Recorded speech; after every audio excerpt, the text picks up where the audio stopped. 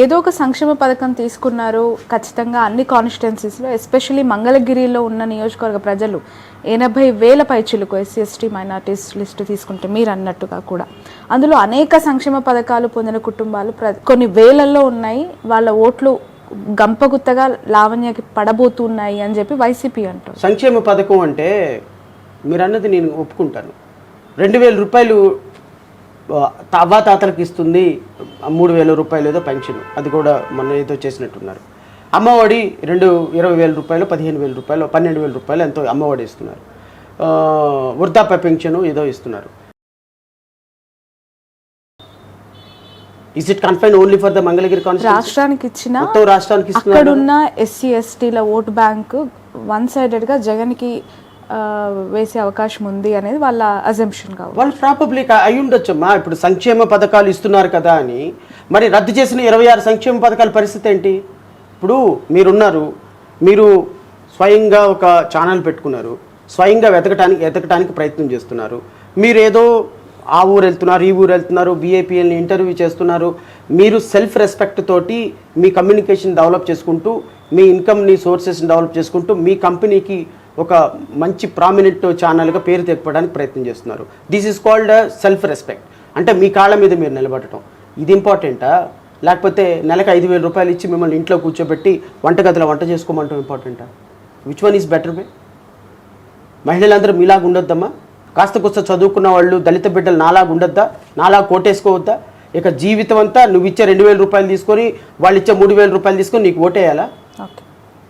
ఎక్కడో చేంజ్ అవసరం లేదా? నారా లోకేష్ వస్తేనేమో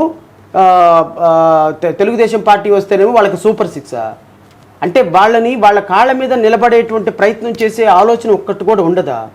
అంటే మీరు 2,000 రూపాయలు వాలంటీర్ ద్వారా పెన్షన్ తీసుకొచ్చి ఇస్తున్నారు కాబట్టి మీకు ఓటేసి మళ్ళీ ఇంకో 5 సంవత్సరాలు మేము లైన్లో నుంచొని మళ్ళీ పెన్షన్ తీసుకోమంటారా?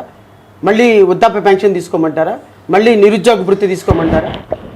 సో ఎక్కడ ఉంది మీరు ఆలోచించండి. మన కాళ్ళ మీద మనం నిలబెట్టి వైఎస్ఆర్ కాంగ్రెస్ పార్టీ ప్రభుత్వంలో నేను ఛాలెంజ్ చేస్తున్నా.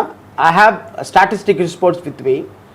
ఒక్క అభ్యర్థి కంటే ఒక్క యువకుడికి కూడా ఈ రాష్ట్రంలో 1,50,00,000 మంది దళితులు ఉన్నారు.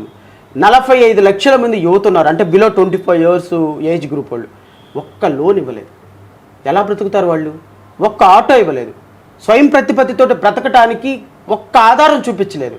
తల్లిదండ్రులకు 2,000 రూపాయలు పెన్షన్ ఇచ్చేసి పిల్లలను కూడా బతకండి అంటే మీరు నమ్మరు. ఈ రాష్ట్రంలో 30 లక్షల మంది ఇంజనీరింగ్ గ్రాడ్యుయేట్లు ఉన్నారు.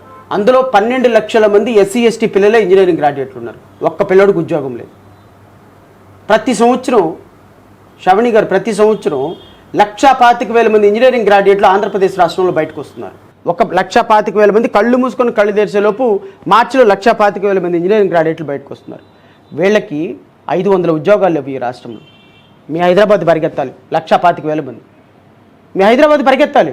దుర్భాగ్యం 10 సంవత్సరాల తర్వాత కూడా తమిళనాడు పరిగెత్తాలి, కేరళ పరిగెత్తాలి, కర్ణాటక పరిగెత్తాలి, మహారాష్ట్ర పరిగెత్తాలి.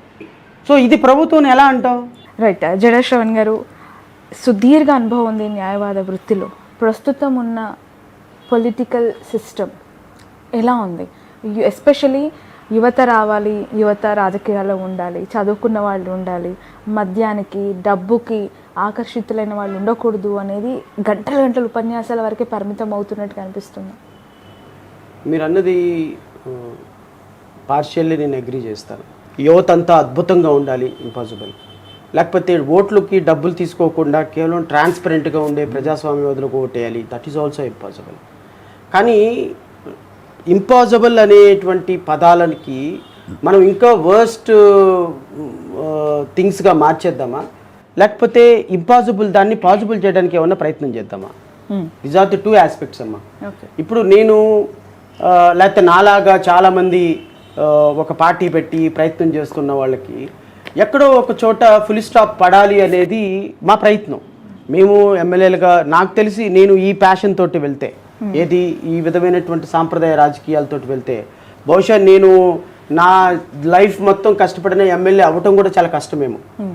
నిజంగా టు బి ఫ్రాంక్లీ స్పీక్స్ నేను ఎమ్మెల్యే అవ్వటం కూడా కష్టమేమో. కానీ నేను కష్టం కదా అని ఆగిపోతే న్యాయమూర్తిగా పనిచేసిన అనుభవం, న్యాయవాదిగా పనిచేసిన అనుభవం, లేకపోతే డెమోక్రసీని, ప్రజాస్వామ్యాన్ని, రాజ్యాంగాన్ని దగ్గరగా చదివినటువంటి వ్యక్తిగా అనుభవం, ఆ రోజున డాక్టర్ బిఆర్ అంబేద్కర్ కాంగ్రెస్ పార్టీలో చేరి ఉన్నట్టు ఆయన ఒకనాటికి ఈ దేశానికి ప్రధానమంత్రి అయ్యేవాళ్ళు. చాలామంది మీరు కాంగ్రెస్ పార్టీలో చేరండి, మీరు దళిత వర్గాలకు చెందిన వ్యక్తి, రాజ్యాంగాన్ని రాసిన వ్యక్తి, నెహ్రూ తర్వాత మీరే ప్రధానమంత్రి అవ్వచ్చేమో ఈ దేశానికి అంటే కూడా కాంగ్రెస్ పార్టీలో చేరకుండా తను ఒక సొంత పార్టీ పెట్టి ఫైట్ చేశాడు. ఆ రోజున అంబేద్కర్ గారి స్ఫూర్తి మాకు ఆదర్శం. నాలాంటి వ్యక్తి రేపు రాజకీయాల్లోకి వచ్చి ఏం సాధిస్తాడు అనేది it is a matter, doesn't matter at all. కానీ మేము తీసుకొచ్చే థాట్, ఇప్పుడు మీరు నన్ను ఇంటర్వ్యూ చేస్తూ అడిగారు, సార్ డెమోక్రసీ ఏంటి, డబ్బు లేని రాజకీయాలు కావాలి లేకపోతే మందు లేని రాజకీయాలు కావాలని. మీరు ఏ అంబటి రాంబాబునో లేకపోతే నారా లోకేష్నో ఈ మాట అడగగలరా? మీరు ఈ మాట అడగరు. రాజకీయం ఎలా ఉంది, ఎలా గెలిచిపోతున్నారు, ఏం చేయబోతున్నారు అని అడుగుతారు. అసలు ప్రజాస్వామ్యం ఏంటి సార్, డబ్బు లేకుండా రాజకీయాల్లోకి యువత రావాలి సార్, మందు లేకుండా రాజకీయాలు చేయాలి సార్ అనే ప్రశ్న కూడా మీరు అడగలేరు. ఎందుకంటే వాళ్ళకి చెప్పే స్థాయి లేదు, మీరు వాళ్ళని అడిగే అవకాశం అంతకంటే లేదు. సో అట్లీస్ట్ మీరు ఆ ప్రశ్న అడుగుతున్నారు, నేను సమాధానం చెప్తున్నాను. ఈ ఇంటర్వ్యూ 10 మందో 1000 మందో 2000 మందో చూస్తారు, అంతకుముందు ఎక్కువ మంది చూస్తారని నేనైతే అనుకోవటంలో. ఎందుకంటే మనం చెప్పేటువంటి సాంప్రదాయమైనటువంటి మాటలు వినేటువంటి ఓపిక ప్రజలకు లేదు. అది అంతా ఎంటర్టైన్మెంటు లేకపోతే దాన్ని మసాలా మిక్స్ చేసి చెప్పేటువంటి వాళ్ళకు ఉన్నంత ఆదరణ నాలాంటి వాళ్ళకు ఉండదన్న విషయం నాకు చాలా క్లియర్గా తెలుసు. అయినప్పటికీ కూడా ఈరోజు చేస్తున్నటువంటి ప్రయత్నం మన భావితరాలకి ఏమైనా ఒక మంచి ప్రయోగం వస్తుందేమోనని ఆలోచన. మీ పార్టీ విషయానికి వస్తే కోడికత్తి శ్రీను కిరాతకంగా చంపినా ఒప్పుకున్న ఒక నేరస్తుడికి టికెట్ దస్తగిరికి ఎలా చూడాలంటారు? ఇప్పుడు ముంబైలో 150 మందిని చంపిన కశ్యప్ ఉన్నాడు.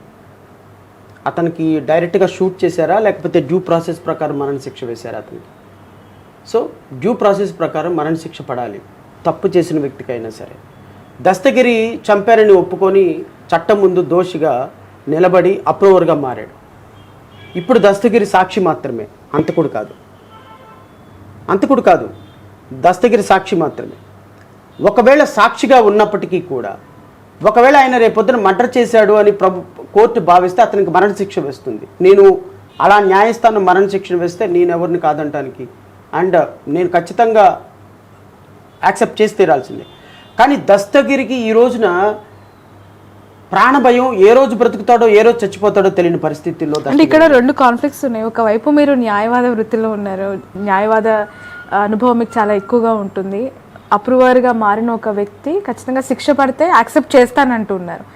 ఈ 2 లైన్లను ఎలా చూడాలి? అదే వ్యక్తి మీరు టికెట్ ఇచ్చారు పార్టీ. నేను మీకు క్లారిఫై చేస్తా. అప్రూవర్గా మారినటువంటి వ్యక్తి అప్రూవర్షిప్ కనుక కోర్టు యాక్సెప్ట్ చేస్తే రేపు శిక్ష పడదు. రేపు దస్తగిరి వెళ్ళి నేను తప్పు చేశాను క్షమించండి, ఇదిగో జగన్మోహన్ రెడ్డి చేయించాడు, అవినాష్ రెడ్డి చేయించాడని ఏదైతే జడ్జి గారి ముందు ఇంతకుముందు చెప్పాడో అదే చెబితే అది కోర్టు నమ్మితే శిక్ష పడదు. కోర్టు నమ్మకపోతే దస్తగిరికి కూడా శిక్ష పడే అవకాశాలు ఉంటాయి. సో అప్రూవర్గా ఇచ్చిన స్టేట్మెంట్ని నమ్మకపోవటం ట్రయల్ కోర్టు జడ్జి గారు జడ్జిమెంట్లో కన్సిడర్ చేయాల్సిన అంశం. అందుకనే నేను ఈ రోజు ఒపీనియన్ ఫామ్ చేయటంలా. దస్తగిరి ఇప్పటికిప్పుడు సాక్షి మాత్రమే. ఈ సాక్షి చెప్పినటువంటి వాంగ్మూలాన్ని కోర్టు నమ్మితే రేపొద్దున దస్తగిరిని విడుదల చేస్తారు. నమ్మలేదు అంటే దస్తగిరికి శిక్ష పడుతుంది. ఇవి 2 కోణాల్లో నుంచి నేను ఆలోచిస్తే Dastagiri is a human being అమ్మ. ఒక తప్పు చేసినటువంటి నేరాన్ని ఒప్పుకున్నటువంటి సాక్షి. అతన్ని ఈరోజు కనుక వదిలేస్తే అట్లా బతకనివ్వరు. ఈరోజు దస్తగిరికి కావాల్సింది ప్రాణరక్షణ. ఒక తప్పు చేసినటువంటి వ్యక్తి డ్యూ ప్రాసెస్ ఆఫ్ లా ప్రకారమే అతను చంపాలి తప్ప మీ ఇష్టం వచ్చినట్టు నాకు రాజకీయం ఉంది కదా, నాకు జనాలు ఉన్నారు కదా అని నిన్ను చంపేసేసి వాళ్ళ మీద వీళ్ళ మీద నెట్టేస్తే రేపొద్దున ఒక ప్రాణం పోతుంది. నా దగ్గరకు వచ్చి నాకు ప్రాణరక్షణ కావాలి అని అడిగినప్పుడు ఒక రాజ్యాంగవాదిగా నేను అతనికి ప్రాణానికి రక్షణ కల్పించాల్సిందే కదా. అతని భవిష్యత్తుకి నేను భరోసా ఇవ్వాల్సిందే కదా. రేపొద్దున లా ఏం చేస్తుందని that is a different issue. ఈరోజు దస్తగిరి అనేటువంటి వ్యక్తి జగన్మోహన్ రెడ్డి మీద ఎమ్మెల్యేగా నుంచోబట్టి అతని ప్రాణాలకి సేఫ్టీ దొరుకుతుందని నేను భావించాను. అలాంటి వ్యక్తులు రాజకీయాల్లోకి రావటం వల్ల దస్తగిరి అనేటువంటి వ్యక్తి ఒక విక్టిమ్. దస్తగిరిని కాకపోతే ఇంకొకరిని వాడుకుంటారమ్మా. చంపాలి అనే ఉద్దేశాన్ని చంపాలి తప్ప చంపిన వ్యక్తిని కాదు కదా చంపాల్సింది. దస్తగిరికి ₹1 కోటి ఇచ్చారు, ఇంకొకటికి 2 కోట్లు ఇస్తారు, బీహార్ నుంచి కిల్లర్ని దింపుతారు. అతన్ని అరెస్ట్ చేయాలి తప్ప ఇప్పుడు రేపొద్దున ఈవెన్ తెలుగుదేశం పార్టీ లాంటి వాళ్ళు దస్తగిరిని చంపేసి జగన్మోహన్ రెడ్డి మీదకి నెట్టేయచ్చు కదా. రాజకీయంగా జగన్మోహన్ రెడ్డి ఏమో దస్తగిరిని వాడుకొని ముఖ్యమంత్రి అయినాడు, దస్తగిరిని వాడుకొనేమో చంద్రబాబు నాయుడు ముఖ్యమంత్రి అవ్వాలనుకుంటున్నాడు. అంటే వీళ్ళిద్దరి మధ్య పాముగా మారిపోయినటువంటి దస్తగిరికి రక్షణ ఎవరివ్వాలి?